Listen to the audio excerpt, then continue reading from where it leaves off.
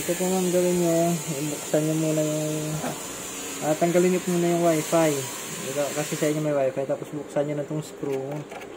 Tapos tulak nyo lang siya pa abante, yan, abante. Tapos magtatanggal na.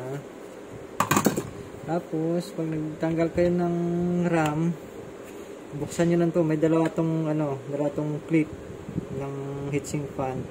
Pag clip piga nyo, angat nyo lang. Ganyan. Ito na yung dalawang RAM.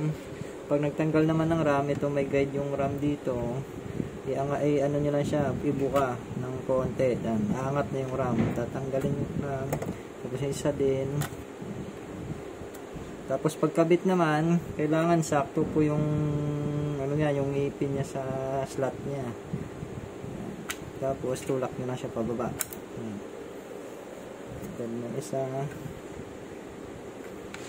Tulak nyo pababa. Tapos pagbalik ng heatsink fan, sabay-sabay lang. Tigain nyo lang ulit yung lock. Ayan. Ayan na po. Tapos yung M2 naman, ito sa HDD tray niya, pigayin nyo muna to. Tapos tulak nyo pa abante. Ayan.